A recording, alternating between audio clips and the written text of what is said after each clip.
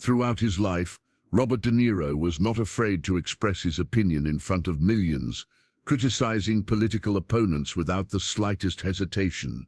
But one day everything turned around. The young and persistent Karoline Leavitt managed to do what the most influential critics could not achieve: make the Hollywood legend lose his voice right in the courtroom. In Karoline's hands was evidence that changed everything, and when the judge announced the beginning of the hearing, it became clear that there would be no more spotlight or enthusiastic applause. Only the truth, and only the court. What made De Niro falter? Enjoy the story. The courthouse steps rose like a stage set for drama as Robert De Niro strode into the grand entrance of the San Francisco federal court. Dressed immaculately in a tailored navy blue suit, polished leather shoes and his signature dark sunglasses, even indoors, De Niro exuded an aura of unyielding confidence and accustomed arrogance. Each step he took echoed on the marble floor, accompanied by the soft murmur of anticipation from the gathered press and onlookers. His presence, that of one of Hollywood's most celebrated and outspoken icons, was magnetic, yet tonight an undercurrent of challenge rippled beneath his polished exterior. Outside the court, a swarm of reporters jostled for position, their cameras flashing and microphones thrust forward as they clamored to capture every nuance of his entrance. One particularly persistent reporter shouted, "Mr. Niro, how do you respond to those who say your politically charged remarks are increasingly reckless?" With a slight smirk and a dismissive wave of his hand, De Niro replied with a measured irony, "Well, if you can't handle the truth, perhaps you should find a quieter stage." His tone was both defiant and amused, a familiar refrain from a man who had long enjoyed wielding his words as both sword and shield in the public arena. Meanwhile, as De Niro ascended the courthouse steps with his typical bravado, another figure entered the building with a markedly different presence. Karoline Leavitt, a young woman whose resolute eyes and calm demeanor betrayed no hint of the turbulent emotions that lay beneath, moved purposefully into the courtroom. Unlike the limelight-hungry antics of the veteran actor, Karoline's entrance was understated, but carried a powerful weight of determination and quiet dignity. Dressed in a modest, well-fitted blazer and skirt, her hair neatly pulled back, she walked with a measured pace that hinted at inner strength and conviction. It was clear she was not here to bask in the adulation of the media, but to confront a truth that had long been suppressed. Whispers followed her through the corridors. Many in the gallery recalled that years ago, De Niro had once dismissed Karoline with a haughty remark, reducing her to what he had called a nobody, a practically insignificant girl, with no voice. Now that very same voice would stand against him. As Karoline passed through the swinging glass doors into the courtroom, her steady gaze met that of stunned onlookers. There was no show of indignation or theatrics. Rather, an unspoken message of determination hung about her like an aura, her brain and heart aligned in the pursuit of justice. Inside the courtroom, the tension was palpable. The polished wood paneling, the muted hum of overhead lighting, and the quiet rustle of legal documents set a solemn stage. Seated behind the bench was the presiding judge, his stern countenance belying the gravity of the proceedings soon to unfold. The full weight of the day's potential consequences loomed in every corner. It was not just a hearing over petty grievances, but a trial that would pit the notorious celebrity's former contempt against the unassailable force of truth that Karoline now represented. As the court session was about to commence, De Niro maintained his cool facade at his assigned seat near the front. His eyes, partly hidden behind those dark lenses, scanned the room with a dismissive air, seemingly oblivious to the charged atmosphere. His legal team exchanged subtle nods with him as they took their places, confident that his legendary status and commanding presence were more than sufficient to deflect any challenge. Unbeknownst to them, however, the winds of change were gathering momentum. No sooner had the gavel's first strike signaled the start of the session than a tangible shift occurred. In an almost cinematic moment, as if scripted for maximum impact, the courtroom's attention turned simultaneously to the front and then to a projection screen at the side of the bench. A pre-recorded video began to play, a video that would set the tone for the day's proceedings. On the screen, sharp and unyielding, were excerpts of De Niro's own past remarks, taken from a long-forgotten interview in which he had derided a young, determined Karoline Leavitt with biting words, dismissing her as an inconsequential nobody. The clip was interspersed with captions highlighting those very words, underlining his callous dismissal of her character and aspirations. A murmur ran through the courtroom as the images flickered before their eyes.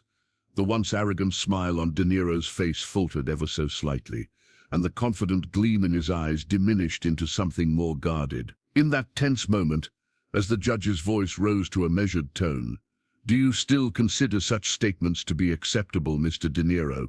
The walls of self-assured invincibility began to show their first cracks. Reporters leaned forward, capturing every subtle shift in his demeanor, while onlookers exchanged bewildered glances. Though outwardly he attempted to maintain his stature, there was an undeniable tension, as if the past were converging with the present to challenge the law of his untouchability. Thus, in a scene charged with irony and the inexorable force of fate, two very different individuals had arrived. On one hand, the legendary actor, once ironclad in his disdainful confidence, now found himself unexpectedly confronting the very evidence of his own vulgarity, a truth that refused to be silenced. On the other hand, Karoline Leavitt stood as a beacon of principled determination, her calm yet piercing resolve promising not only to expose the hidden depths of his public persona, but to redefine the rules of accountability in the glare of the public eye. Almost immediately after the opening gambit, the startling projection of De Niro's past disparaging remarks, the courtroom atmosphere shifted palpably. The video, running on the large projection screen adjacent to the bench, played clips of a long-forgotten interview. In those segments, a much younger De Niro had scoffed at Karoline Leavitt's ambitions, branding her as an inconsequential nobody whose opinions held no weight in the grand theater of Hollywood or political discourse. The captions flashed in sync with his words, bitter, dismissive, and utterly unfiltered. The very statements that had once been his shield, used effortlessly to undermine political adversaries and critics alike, now stood as evidence against him. A murmur of shock spread like wildfire among the audience. Journalists craned their necks to capture every nuance, their pens flying across notepads. In the gallery, seasoned attorneys and curious onlookers exchanged looks of disbelief. What had once been a symbol of brash assertiveness was now a stain on a storied reputation. The chilling clarity of the video stripped away years of cultivated bravado, exposing the raw, unvarnished truth behind the actor's public persona. At the moment when the video reached a particular damning segment, a tense silence fell. De Niro's legal team, ever the stalwart defenders of his once untouchable status, sprang into action. His lead attorney, Mr. Whitman, leant forward with urgency in his eyes. He swiftly rose and interjected. "Your Honor, I object. This segment is irrelevant to the matters at hand, and appears intended solely to tarnish my client's personal character." His voice, though firm, betrayed an undercurrent of desperation. He signaled for an immediate dismissal of the video evidence before the judge. The courtroom fell into a heightened hush as Judge Harrington, a man renowned for both his legal acumen and impartiality, fixed his steely gaze upon the defendant's counsel. For a moment, time itself seemed to suspend in anticipation of his ruling.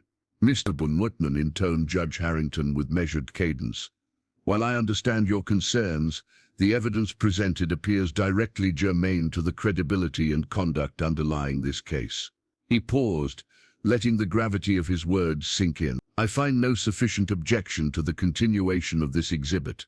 With that, he unequivocally denied the objection and allowed the video to resume. The effect was instantaneous. In the tense silence that followed the judge's decision, the video's playback continued unabated, its narrative hostile to the image that De Niro had painstakingly built over the decades. The camera zoomed in on his earlier scornful smile and dismissive hand gestures, moments that had, until now, been edited from public memory by the passage of time and rehearsed interviews. Now they played out for everyone present, cutting through the pretense and leaving nothing but the cold sting of past contempt.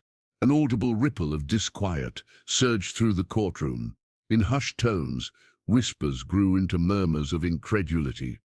A young law clerk near the front of the gallery leaned over to a fellow clerk and murmured, "I can't believe he would say something like that," while older family members of influential industry figures murmured disapprovingly amongst themselves. The audience, once seduced by De Niro's glib confidence, now found their eyes too often drifting towards his solemn, caught-off-guard expression. His jaw clenched, his body tensed, and for a brief, eternal moment, his chin dropped in silent acknowledgement of the weight of his own words. In the midst of this emerging storm, Karoline Leavitt sat composed at her designated seat. Her eyes were calm and clear, resolute in the conviction that truth must prevail. Each time the video replayed the harsh words directed at her decades ago, her expression remained steadfast rather than angry. It was a silent counterpoint to the emotional turbulence rippling through the courtroom. While many in the gallery appeared unsettled, Karoline and those few influenced by her unwavering presence met the humiliation of De Niro's past with dignified equanimity. It was as though she stood not merely as a passive recipient of his scorn, but as a symbol of the justice and accountability that had eluded him for so long. The cameras zoomed in on the subtle transformation in De Niro's demeanor. His renowned self-assurance wavered under the glare of grilled evidence. His lawyer exchanged tense glances with him, attempting in silent counsel to regain control of the unfolding spectacle. Yet every time a particularly virulent excerpt played, the actor's facade seemed to crumble imperceptibly. The courtroom was no longer the stage of his relentless rhetorical onslaughts, but a crucible where his words, once weaponized against others, were now turning against him.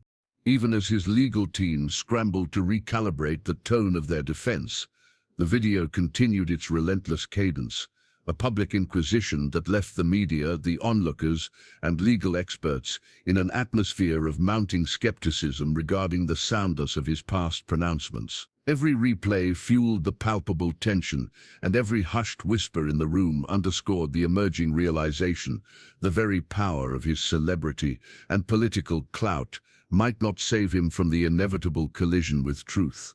At this critical juncture, the murmurs became louder.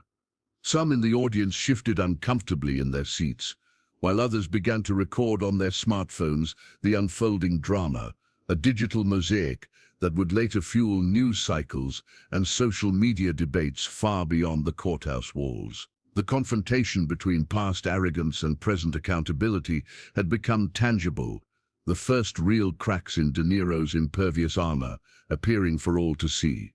In the charged silence that followed the resumption of the video, Judge Harrington's measured gaze swept the courtroom, as though silently imploring every onlooker to ponder the implications of this evidence.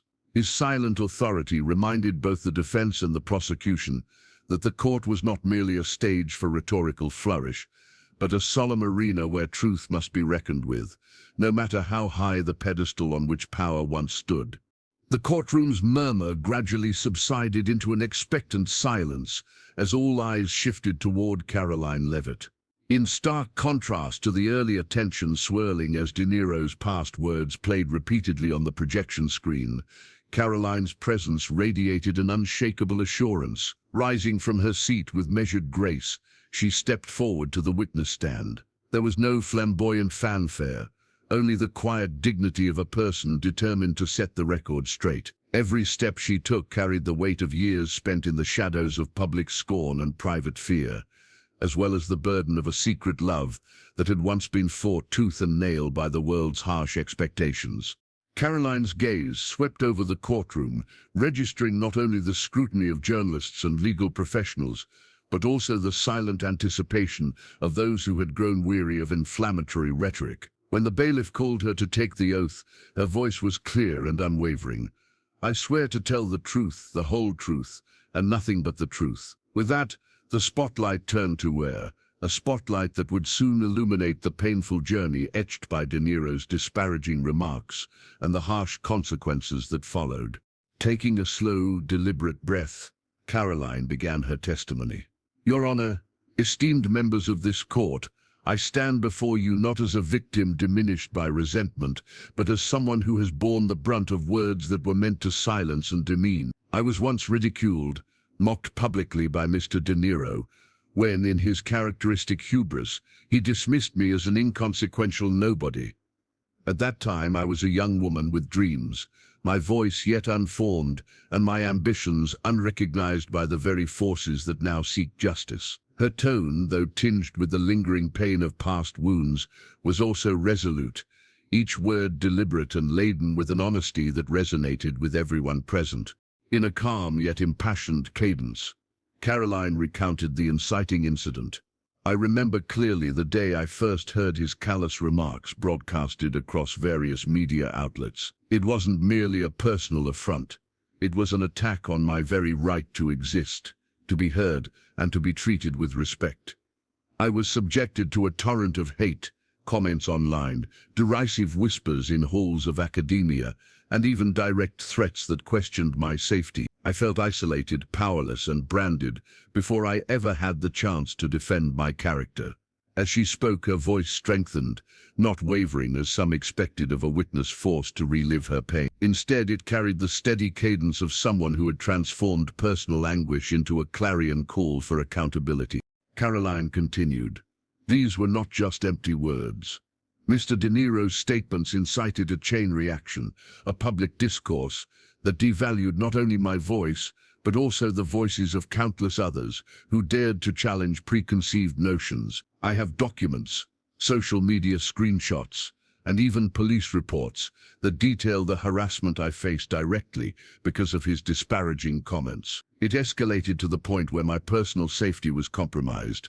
I received threatening messages that left me shaken, forcing me to take extraordinary measures to protect myself." At that point, Karoline paused to let the gravity of her testimony settle over the courtroom. Her eyes, steady and composed, scanned the room, meeting both sympathetic glances and hardened expressions of disbelief.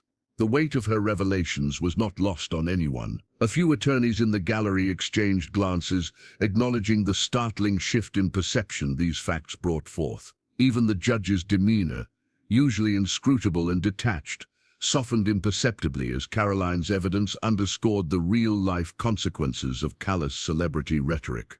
Unfolding a leather-bound folder, Karoline presented a series of meticulously organized documents. Enclosed in this folder are copies of emails, social media exchanges, and witness statements that unmistakably connect Mr. De Niro's public remarks to the harassment and endangerment I experienced.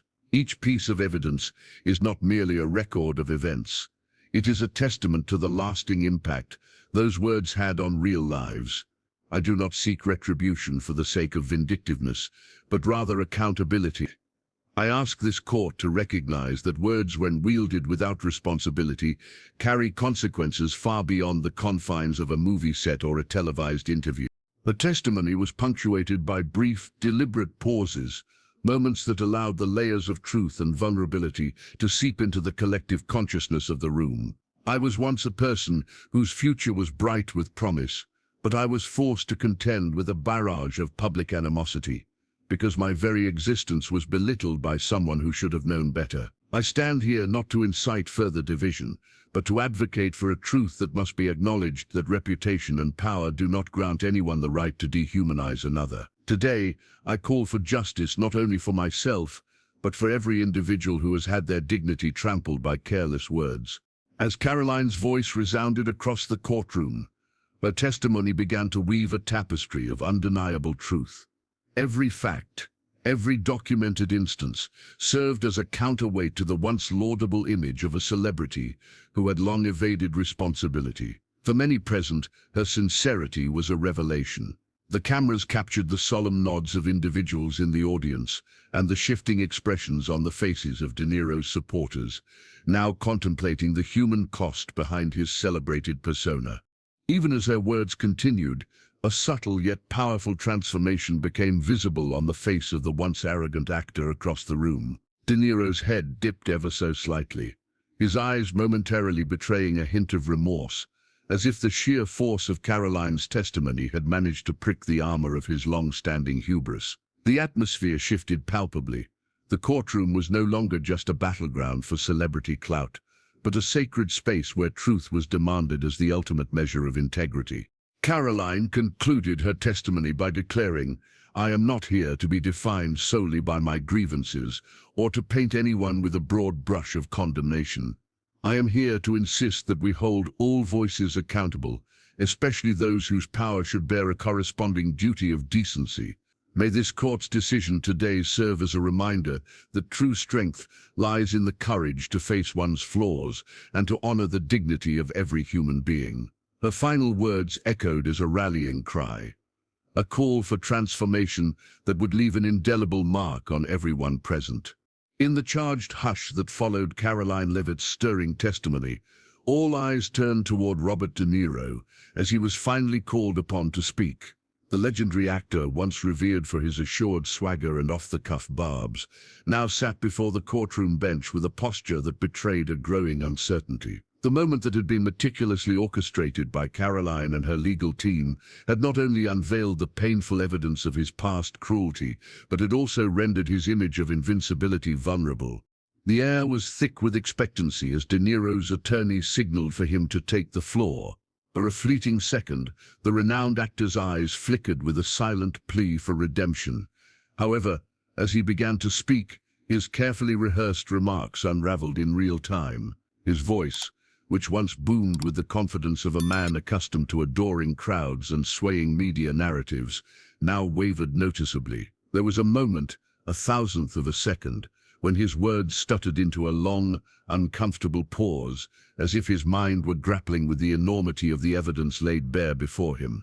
De Niro attempted to mount a defense, but every sentence that left his lips appeared to be strangled by the weight of his own past arrogance. He clutched at fragments of his long-held justifications, desperately trying to stitch together a response that could deflect the piercing truth Karoline had so eloquently delivered.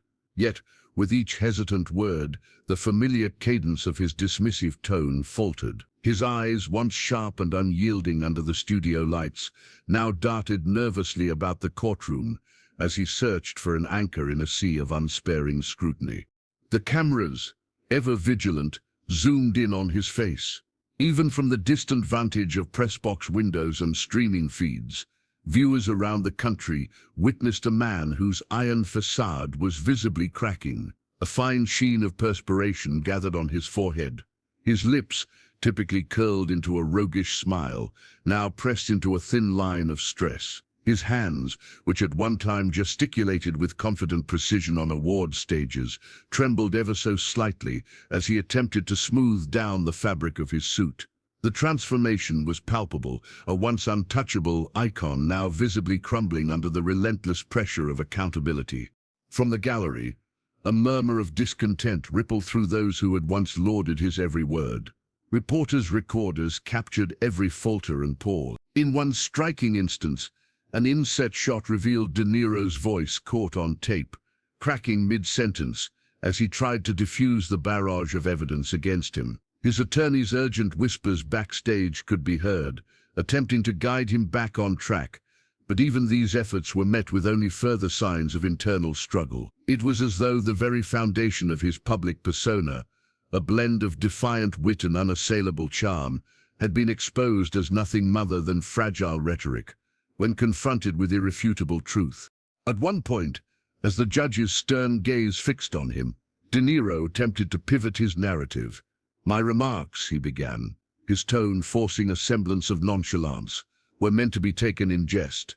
But the sentence hung incomplete in the heavy silence of the courtroom. A noticeable tremor in his voice punctuated his failure to reclaim control of the narrative, and even his habitual smirk was nowhere to be found.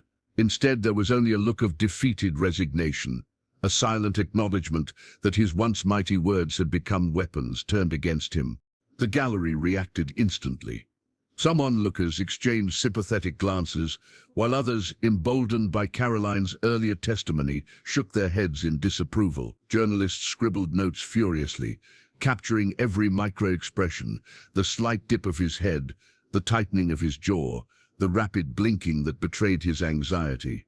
Social media feeds, which had been patiently awaiting a moment to seize upon, exploded with live commentary. Clips of his faltering response were clipped and uploaded, quickly turning into viral proof that even the titans of Hollywood were vulnerable to the harsh light of truth. In that mortifying moment, the courtroom transformed from a platform for celebrity bravado into an arena of raw accountability. No longer could De Niro's status or storied career shield him from the consequences of his dismissive and dehumanizing rhetoric. Instead, the evidence, combined with the unwavering moral clarity of Karoline's testimony, now cast a long shadow over his legacy. The fall of the icon was not marked by explosive theatrics or dramatic outbursts. It was quiet, yet cataclysmic, unfolding in the measured cadence of every faltering word. As the session drew to a close, it was clear to everyone present that the man the public had once adored for his unapologetic candor was now, quite literally, left speechless by the magnitude of his past transgressions. His trembling response, captured in every frame by the unyielding lenses of cameras, cemented the undeniable truth. When the truth stands unopposed, even the highest echelons of fame and power cannot escape its piercing light. As the courtroom struggled to regain its balance after the collapse of De Niro's once unassailable facade, Karoline Leavitt, with unwavering determination, signaled that the next phase of her testimony was about to begin. Taking her seat again with quiet composure, she opened a heavy envelope, one that had been prepared with painstaking care over months of collecting damning evidence, and cleared her throat. All eyes were fixed on her as she unveiled what she had termed the proof of accountability. With deliberate calm, Karoline began. "Your Honor, members of the court, I now present to you the critical evidence that exposes not only the harm inflicted by Mr. De Niro's callous words, but also reveals an insidious network of actions designed to target my safety and reputation." From the folder, she withdrew a digital tablet and connected it to the courtroom's projection system. On the large screen sprang a series of meticulously annotated documents, screenshots, and audio waveforms that soon held the entire courtroom in a rapt, uneasy silence. The first item was a sequence of chat logs, conversations exchanged over encrypted messaging apps between individuals identified as part of De Niro's inner circle. The logs revealed a chilling dialogue, advisors and publicists discussing strategies, not merely to deflect criticism, but to actively discredit Karoline Leavitt. Snippets of these messages, highlighted in bold text on the screen, read like conspiratorial plans in cold blood. One message, time-stamped years earlier, documented a discussion in which an aide warned, "If she gains any more spotlight, we must ensure her voice is drowned out," while another declared the need to remind her exactly who she is. Nothing more than a pawn. The stark language of these texts contradicted the image of a man who, in the public eye, was supposed to be the champion of free, unbridled expression. As murmurs rose from those present, Karoline moved on to the next piece of evidence, a series of recorded phone conversations. With careful precision, she played a clip that captured a hushed conversation in which De Niro himself was heard laughing derisively, even mocking the very notion of Karoline's worth. His tone was offhand, yet the words were unequivocally cruel. An audible chuckle in the recording, laden with contempt, resonated through the courtroom speakers. It was a recording far removed from a staged moment or a fleeting jest. It was a private admission that had been inadvertently captured, sealing the narrative of deliberate disdain. The transcript displayed beneath the recording read, "I didn't mean for it to go this far. But rules are rules. She's nothing but an insignificant blip." At that moment, the courtroom collectively absorbed the weight of the evidence. The public image of a dignified, fearless movie legend was rapidly disintegrating before everyone's eyes. Not stopping there, Karoline then presented an email correspondence, salvaged from a series of leaked memos. These were exchanged between De Niro's senior management and his public relations team, containing instructions on how to spin his risky remarks after they were broadcasted to the world. One email bluntly stated, "Damage control is paramount. We need to ensure that the narrative is quickly reframed as light-hearted banter, not an act of hatred." Another, in a more desperate tone, advised, "Do everything in our power so that this evidence never surfaces in full." The cold calculation embedded in these communications further underscored the deliberate malice that had been woven into what many had dismissed in the past as offhand celebrity banter. It was clear that these were not isolated comments made in a moment of whimsy, but part of a strategic, sustained assault against those who challenged him. The impact of each new piece of evidence was palpable. Judges, jurors, reporters, and spectators alike were forced to confront the undeniable truth that the ferocious, untamed image of Robert De Niro was built over time on a foundation of callous disregard, calculated cruelty, and a systematic effort to silence those who dared speak out. With every new slide on the screen, the legend unraveled further. His career, once celebrated for defying norms and speaking his mind, now faced an irrefutable reckoning. The defense team, once so assertive with their dismissals and obfuscations, now scrambled to respond. Whispers of protest and murmurs of discomfort filled the room, as even the most hardened legal operatives found themselves unprepared for the cascade of evidence. De Niro's face, already burdened from earlier moments of faltering composure, reddened and tightened imperceptibly with each piece of the evidence displayed. The camera lenses captured his trembling fingers and the way his eyes involuntarily slid down, unable to meet the collective gaze of a courtroom no longer willing to shield him from his past. Then, as the final document, a meticulously compiled timeline of incidents linking his disparaging public statements to the personal dangers Karoline had experienced, was revealed, a profound silence overcame the room. The weight of this final piece of evidence was too immense to be absorbed in silence for long. It was then that Judge Harrington, his face etched with a mix of solemn duty and visible dismay, banged his gavel with a deep, resonant thud. "This court shall now take a short recess," he declared, pausing as the echo of his voice reverberated off the sculpted walls. The word recess hung in the air, symbolic of a needed moment for reflection and to allow the gravity of the evidence to settle over all who were present. It was an undeniable signal that the proceedings were taking a dramatic turn. Even among the defense, visible worry crept over faces that had for so long worn the mask of unassailable confidence. The digital evidence had done what no amount of power or past accolades could: expose the true cost of words and dismantled the myth of immunity that had protected him for decades. During the break, side conversations broke out in hushed tones.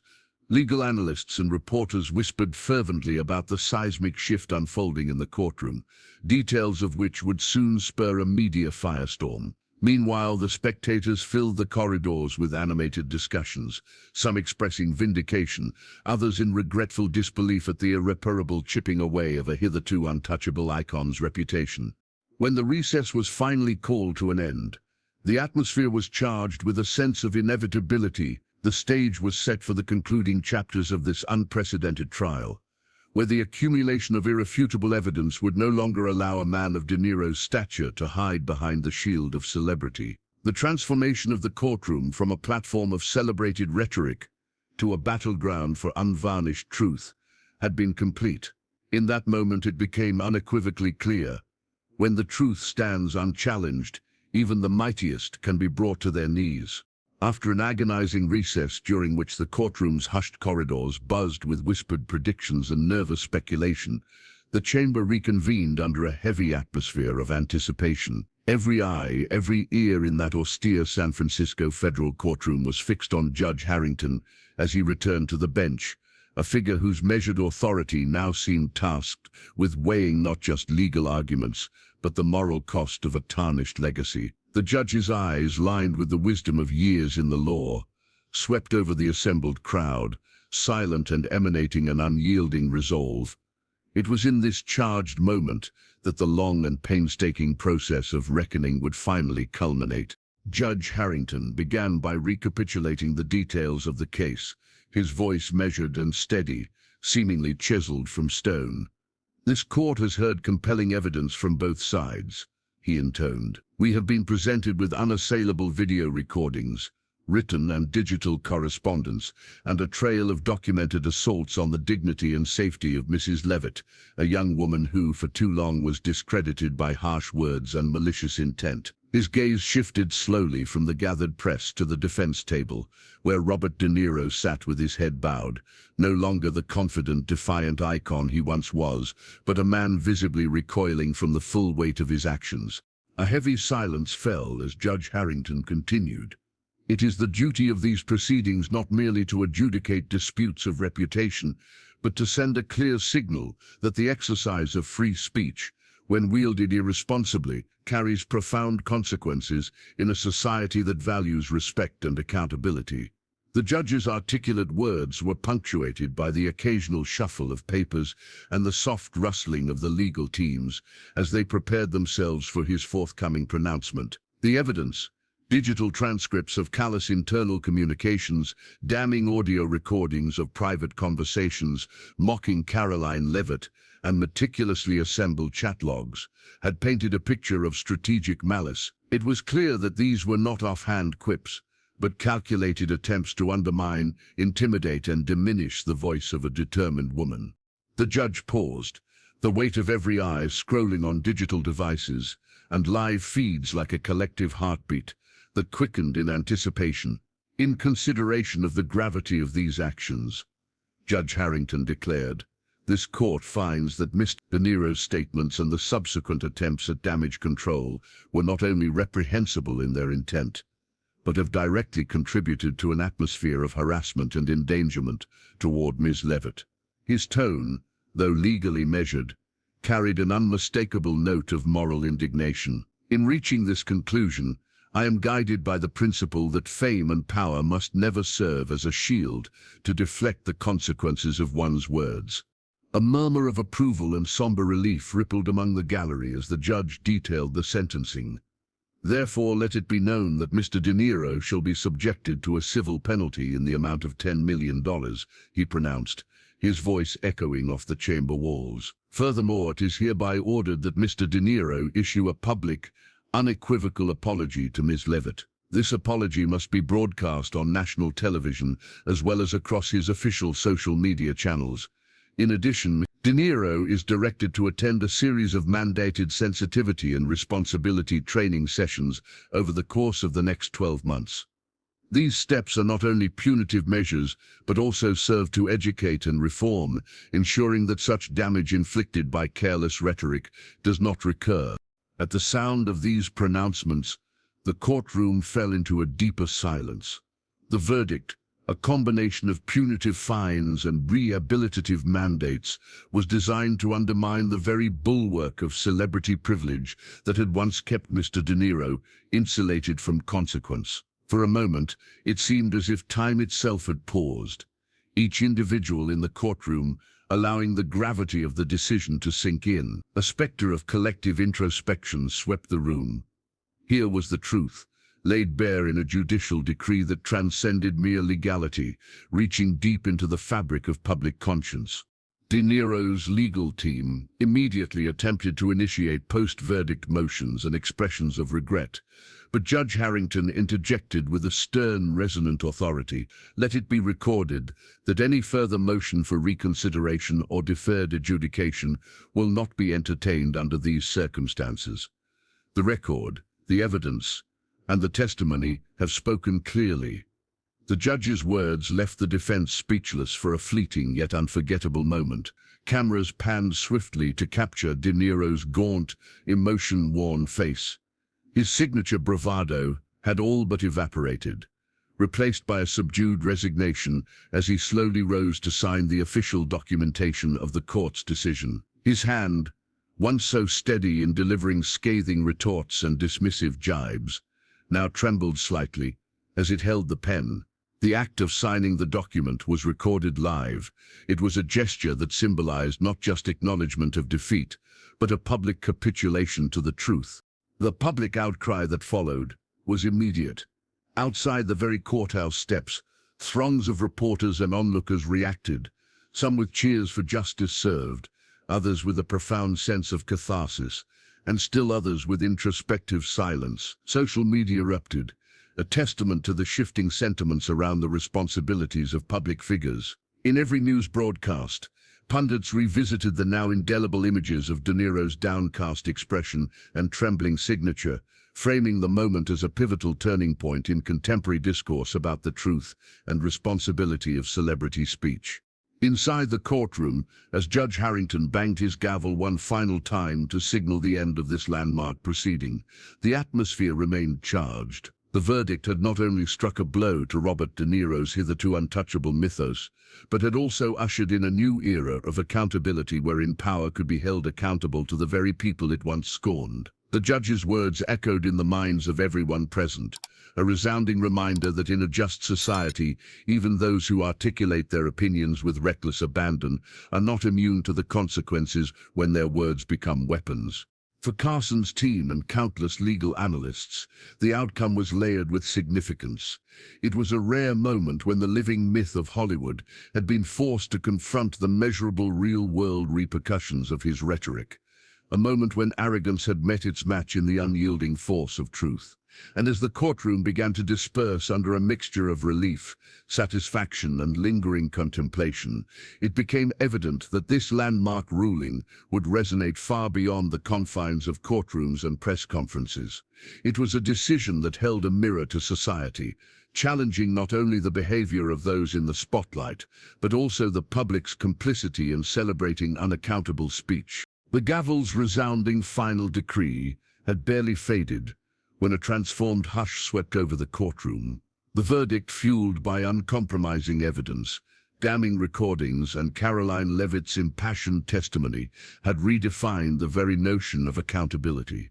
Stunned silence gave way to a soft murmur of approval, as those present recognized that justice was no longer an abstract ideal, but a powerful, tangible force. In that charged moment, all eyes shifted once more toward the front of the chamber. Karoline Leavitt rose slowly, her posture emanating the quiet strength that had carried her thus far. There was no theatrical flourish, only a serene determination that radiated from the depths of her being. She gathered the letter clutched in her hands, a document prepared in careful solitude that would serve as her final statement of truth. The envelope bore the worn imprint of her own handwriting, each delicate stroke infused with the pain of past deprecation and the certainty of hard-won progress. This was not merely a letter about personal vindication. It was a manifesto that exposed the hollowness of celebrity arrogance and proclaimed that true power lies in honesty and accountability. As the courtroom slowly exhaled, breaks in whispered conversation began to transform into genuine applause. It started as a hesitant clapping at the rear of the gallery, the sound almost tentative, as if people dared to believe in the possibility of change. But as Karoline's steady gaze swept over the room and the truth in her eyes sparkled like a quiet beacon, the applause became increasingly robust. Each clap was a tribute, not only to her courage, but to the idea that vulnerability and strength might in fact coexist. At the same time, Robert De Niro, whose career had once been punctuated by his bold, irreverent retorts and unyielding bravado, made his exit.